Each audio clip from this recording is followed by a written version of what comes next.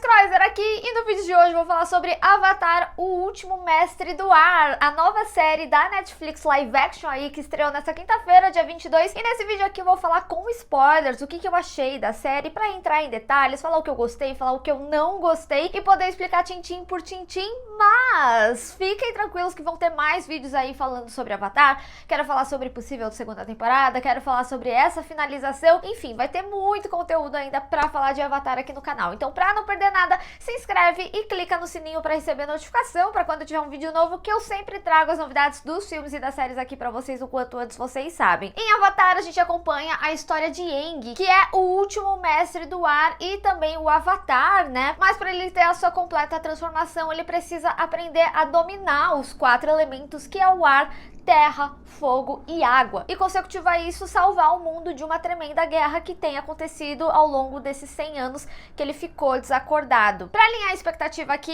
eu gosto de falar como que foi a minha experiência, né, com a obra original. A animação, ela era muito querida e muito conhecida desde a época, né, que passava ali na Nickelodeon. E o live action, ele foi muito bem recebido, principalmente porque os criadores originais da animação estariam envolvidos. Entretanto, né, eles acabaram saindo por divergências aí. Eles não concordavam muito com o rumo da história e eles falaram que não foi o projeto que eles tinham assinado, né, inicialmente, e por isso eles saíram aí em determinado momento. Eles ficaram em torno de 2 anos com a produção da série. Eu não assisti o desenho na época que ele foi lançado, eu soube do recente, né, A Lenda de Korra, que tá inclusive na Netflix, que foi um tremendo sucesso, então eu sabia que tinha uma expectativa muito grande por parte dos fãs, e quando eu fui ter o contato ali com o Avatar, eu assisti os primeiros episódios pra ter uma noção, e depois eu assisti a série. Depois que eu terminei esses 8 episódios da série da Netflix, eu terminei de assistir lá o livro 1, né, de Avatar, e também o livro 2 pra ver, né, o que teria ali na segunda temporada e trazer mais vídeos aqui pra vocês. E pra mim, eu preciso dizer que foi muito bom ter a experiência, tipo, crua, assim, da série, sem saber muito o que esperar,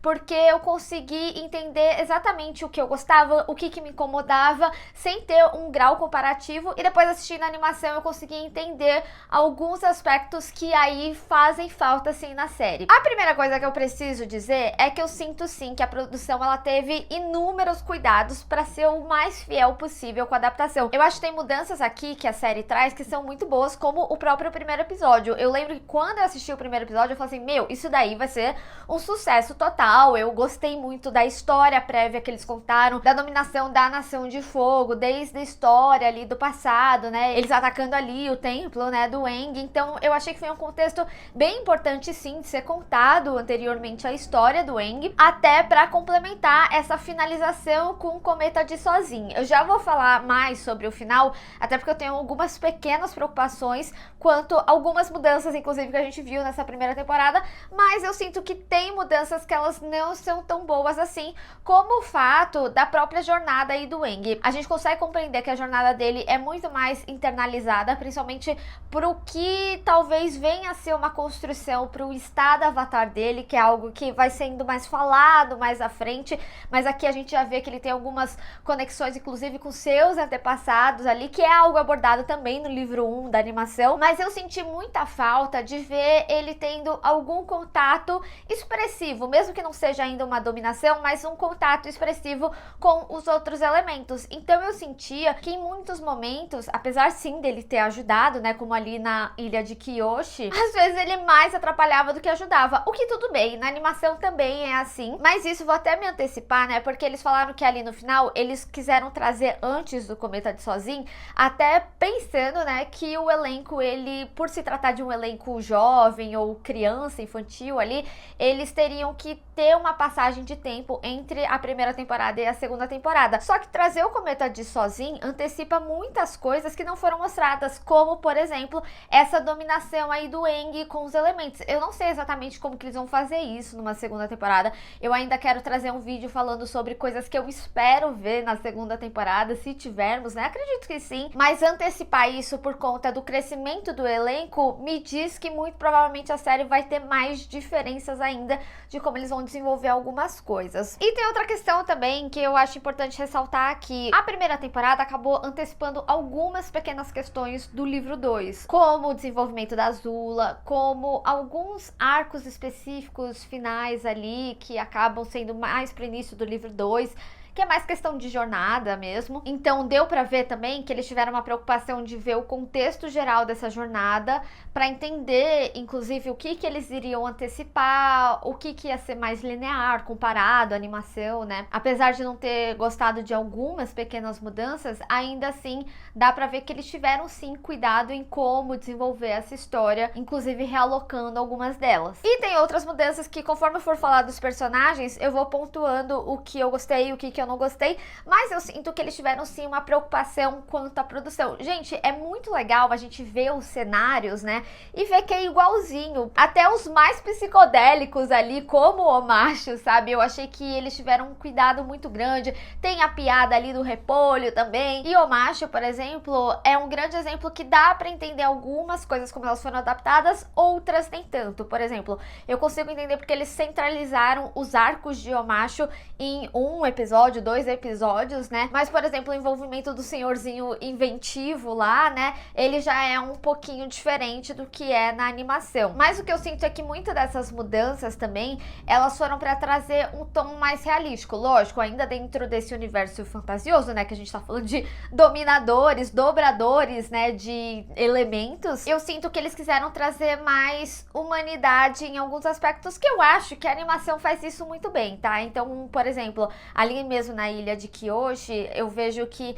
eles quiseram trazer um aspecto um pouco mais cultural também. E aí eu vou até puxar um aspecto por causa principalmente desse arco da ilha de Kyoshi, é que eu sinto que alguns atores não têm tanta naturalidade quando eles querem trazer alguns trejeitos ali da animação. Então, por exemplo, o Sokka, gente, ele é o personagem que eu menos gostei por vários motivos, já vou enumerar aqui, não por conta da descaracterização dele, do machismo, já vou entrar nessa polêmica também, caso vocês não estejam familiarizados, mas eu senti, tipo, todo aquele momento que ele ficava envergonhado, assim, não trouxe naturalidade. Eu achei que virou meio quase que um drama high school infanto-juvenil da Netflix, nem um lance tão juvenil, né, quanto a série Teens, que inclusive o próprio ator já participou de 13 Reasons Why. Eu entendo que tem os trejeitos do Sokka ali na animação, que ele também é todo desengonçado e tudo mais, mas eu senti que não funcionou aqui com o ator. Assim também como a dominação ali das guerreiras de Kyoshi, eu achei que foi uma movimentação muito dura, algo que talvez se os atores não dominassem, poderia ser ganhado ali em jogo de câmera, por exemplo. E o Aang também, ele é um ator que ele é sim muito fofinho, eu gostei dele, mas quando pede mais dele, tipo cenas pra chorar, ele não consegue chorar. Tem só uma cena ali que ele tá com o olho marejado, mas é a cena já iniciando com ele com o olho marejado, mas assim, ele é um ator criança ainda, é uma técnica que ele pode desenvolver, ambos, né, podem desenvolver mais aí pra uma segunda temporada. A Katara foi a que eu mais gostei, eu acho que é condizente com a personagem, tem alguns aspectos quanto à construção dela que eu não gostei, também já vou adentrar aqui, e assim, a princesa Yue, ela pra mim, ai gente, horrível, péssima atriz. E aí entra numa questão que, ok, questões de roteiro, elas podem ser refinadas aí com a temporada. Escalação de elenco, tá certo que a princesa Uê não tem tanta preocupação, a não ser que a gente veja o espírito dela à frente, né? Escalação não tem o que fazer, foi escalado aqueles atores, eles têm que melhorar ou vai continuar assim.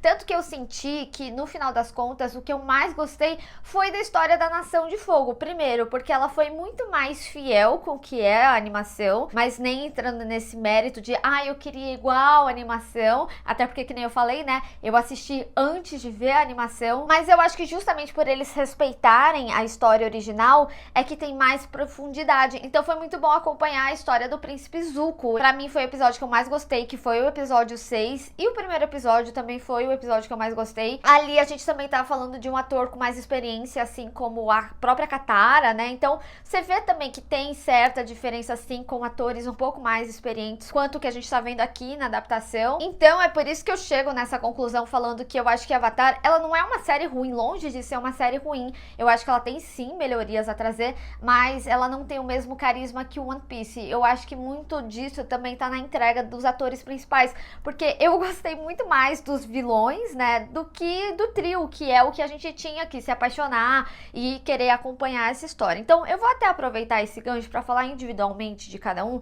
Eu vou começar falando pelo Aang, né, porque o Aang, ele tem pequenas diferenças aqui. Uma das coisas, enquanto eu tava assistindo, eu tava realmente curtindo o ator, achando ele muito fofinho, que ele tava sabendo entregar muito bem em vários momentos, mas meu namorado, que já tinha assistido a animação, ele falou assim, nossa, mas esse Aang é muito depressivo. E aí, por isso que eu falo sobre o senso de humanidade que eles acabam trazendo, porque eles focam muito nessa primeira temporada num aspecto que também tem na animação, que o Aang, ele tem questões internalizadas, ele sente a culpa ali dele ter fugido, e aí o templo foi atacado e ele não pôde ajudar ali há 100 anos atrás, no passado. Ele tem as suas questões e esse vínculo ali, né, com a Katara e o Sokka, que os avatares anteriores até ficam falando, né, não, você tem que ser individual, você não pode ficar muito focado ali. Eu entendo que eles quiseram trazer essa jornada mais internalizada, que nem eu falei, acredito que muito pra chegar no momento do estado Avatar ali, que vai ser trabalhado mais à frente. Mas depois que eu assisti a animação, eu entendi, realmente faltou muita positividade,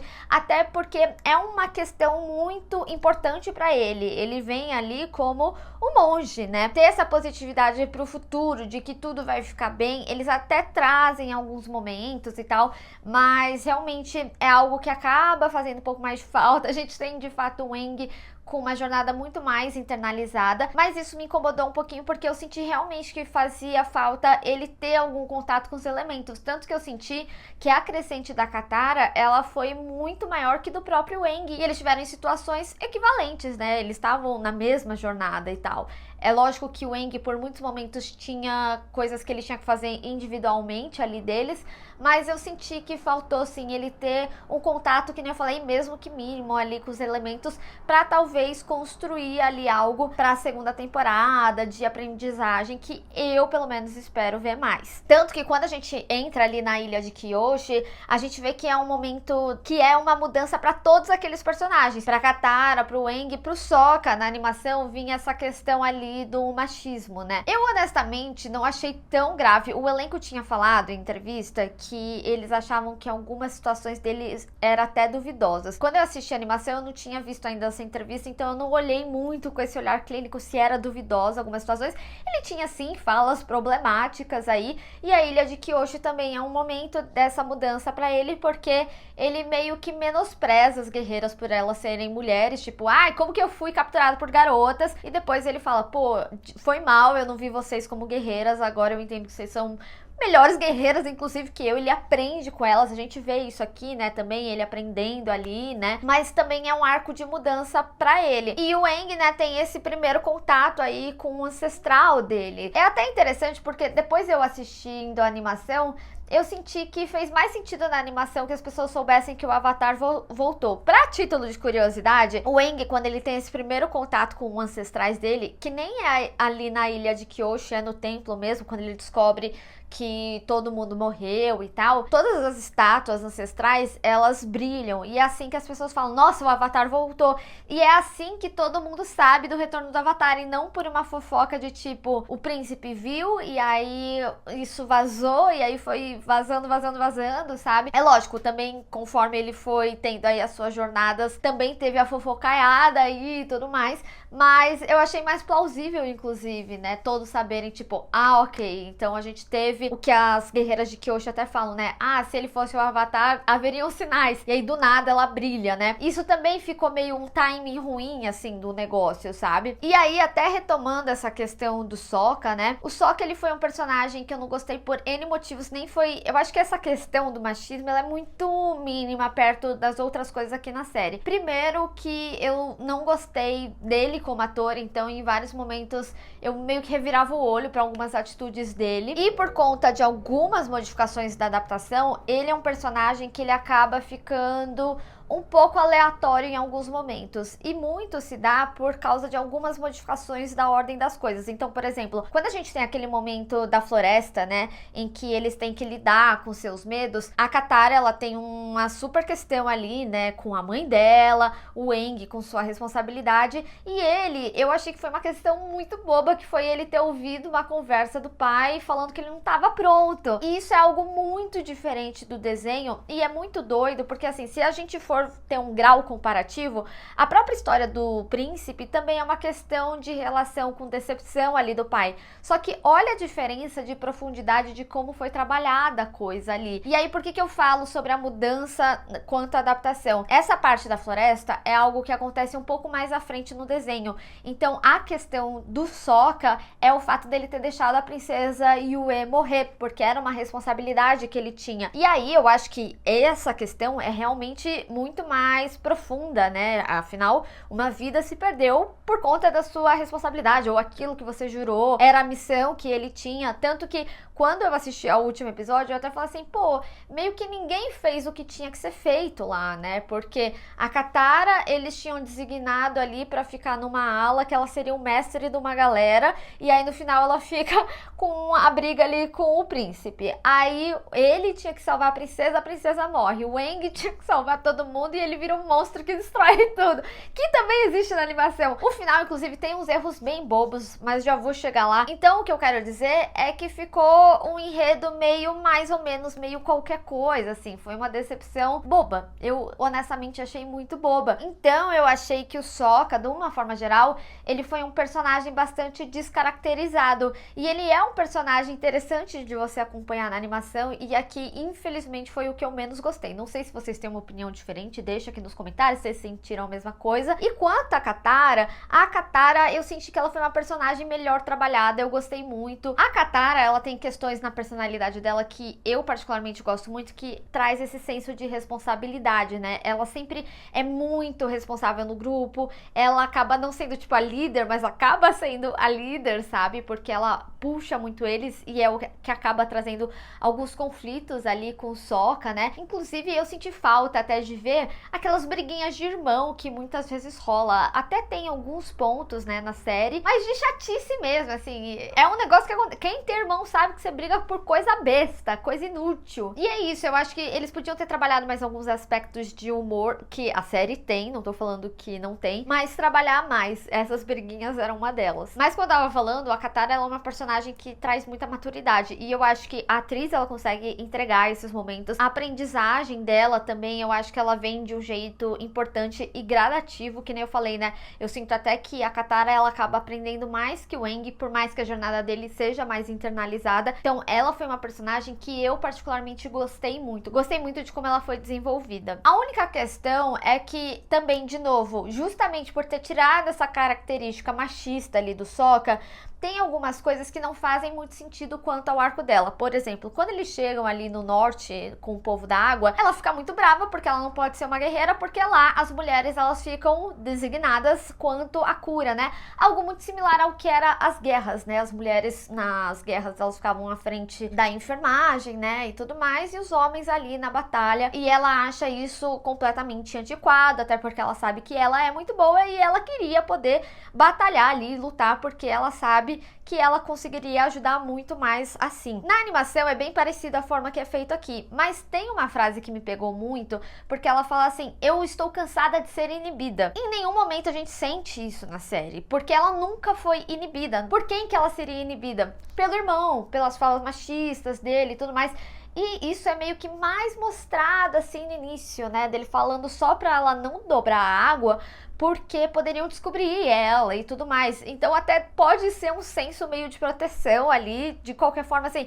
Ela nunca foi de fato inibida pra ser uma grande questão ali pra ela. O único momento que eu particularmente vejo ela sendo inibida é ali. Então pra mim é como se a série, ela não construísse essa crescente ali pra personagem, justamente porque essa crescente, ela vinha de algo que foi descaracterizado ali do Sokka. E aí me tornou uma virada um pouco abrupta quando a gente tem ali ela no norte, indo contra aquele mestre, e do nada ela se torna um mestre. Ela também se torna mestre na animação. Foi ali que me deu percepção do que tava me incomodando enquanto eu assistia a série. Pra mim tinha umas coisas que faltaram construção, sim. Um exemplo muito básico de como não foi desenvolvido algumas coisas é o príncipe, que ele tava ali no navio, e na cena seguinte ele tava em terra exatamente onde o Avatar tava. Então não demonstrava como que ele sabia onde estava o Avatar, como que ele chegou em determinado momento, como que ele saía, né, do barco dele. Até então eu lembro que o primeiro estranhamento que eu tive não tinha mostrado o barquinho dele, que ele saía, né, às vezes para as missões e tal. Então eu senti que nessa remendação que eles quiseram fazer, seja de trazer, que nem o macho, vários arcos que são um pouco espalhados na animação para um mesmo momento, eles acabaram se perdendo em como eles iriam remendar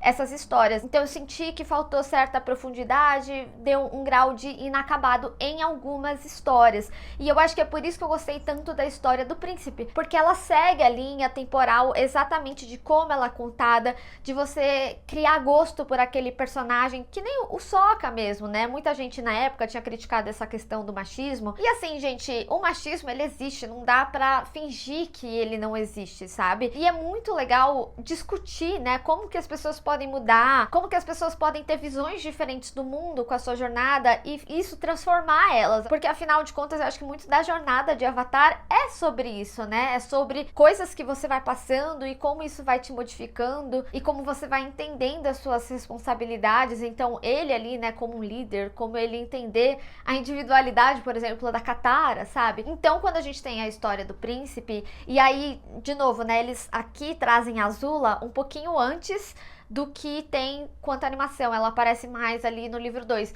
Eu gostei disso, eu gostei porque já começa a criar um arco quanto à rivalidade de irmãos, ou como eles eram apostos à rivalidade por conta do próprio pai, a história dele com o pai. O príncipe Zuko, particularmente, ele é um personagem bem complexo, então pra mim é muito mais proveitoso sim a gente ter personagens tão complexos quanto ele aqui, e ver que é bem desenvolvido. Eu acho que a série, ela traz um bom desenvolvimento pra ele sim, mas a gente também tem complexidade nos outros personagens, e talvez tenha faltado um pouquinho disso, principalmente no Sokka. O Sokka foi simplificado demais, e foi o que me fez sentir que ele ficava meio avulso em algumas situações. Não pelo fato dele não ter poderes, porque na animação ele também não tem, mas uma questão de presença mesmo. Então é isso que eu falo, tem profundidade, sabe? E por isso eu gostei tanto. Cara, quando eu vi, né, que ele salvou ali o pelotão 41, e era justamente o que estavam com eles, eu fiquei, caraca, sabe? É muito legal como chega em determinadas questões ali que a gente estava acompanhando até então, e que os caras estavam contra ele, sabe? E quando você começa a modificar muito, mesmo que questões pequeninas ali, né, você acaba cometendo erros como esse que eu vou citar do final, né? Quando a gente tem ali um momento em que o Zal, ele acaba pegando ali o espírito da lua, os dobradores não conseguem mais dobrar a água. Consecutivo a isso, a princesa também não poderia. Eles poderiam explicar de tipo,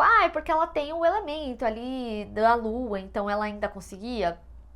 Poderia, mas até isso eles não explicam. E aí ela prende ali o Sokka pra ele não impedir ela de que ela tire a própria vida e ajudar todo mundo. Isso não é algo que existe na animação. Aí eles colocam isso, mas eles são pegos no próprio erro. É uma pequena desatenção ali, sabe? Que, de novo, eu posso estar errada. Pode realmente ter sido pelo fato dela ter o elemento da lua, então ela, particularmente, não perdeu a dobra. E aí a minha memória já tá indo pro inferno, né? Porque eu acho que ela também fala, eu não consigo mais dobrar. Ou era só que ela tava se sentindo mal, porque... Enfim, né? São errinhos bobos que vão se acumulando ao longo de uma temporada. Mas assim, gente, eu acho, honestamente, que eles fizeram o que dava dentro da possibilidade de orçamento e tudo mais. Porque quando você compara, a jornada com a animação e tal, tem até outros bichos ali que aparecem. E eu acho que os bichos que eles fizeram estão muito bem feitos. O bicho ali da floresta, a própria coruja, ou até mesmo a transformação, né, do Aang ali no final, eu achei muito bem feito. Eu realmente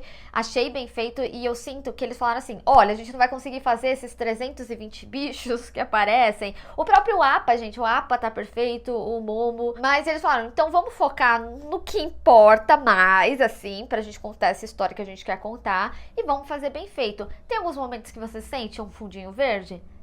Tem até um momento que eu sinto que o Appa, ele é tipo um touro mecânico, que aparece meio que só onde eles estão ali, mais ou menos que nem um cavalo ali, né, que mostra o Tajo só fazendo assim, né, e não tem nada na frente, só pra economizar. Você consegue compreender isso e tá tudo certo, porque quando eles fazem, é bem feito. O que eu quero dizer com tudo isso é que eu não acho que é uma série perfeita, eu não acho que ela tem o mesmo carisma de One Piece, eu acho que eu me diverti mais com One Piece. Aqui eu tive pequenos momentos muito proveitosos, eu acho que tem muitas coisas a melhorar, inclusive com relação ao elenco principal. O Sokka precisa urgente de um redirecionamento, talvez trazer algo com relação ao pai dele aí na segunda temporada ajude nisso, né? Já que eles transformaram todas essas problemáticas dele com relação ao pai. O Aang, como eu falei, ele é um ator mirim, eu acho que ele pode sim ter algumas melhorias, mas o Aang precisa urgente ter mais contato com os elementos que eu senti muita falta na primeira temporada. E como eu falei logo no início, de longe de ser uma série ruim, pelo amor de Deus, eu acho que ela é uma série boa sim, que fica numa média. Eu acho que quando a gente trabalha inclusive com um elenco mais infantil,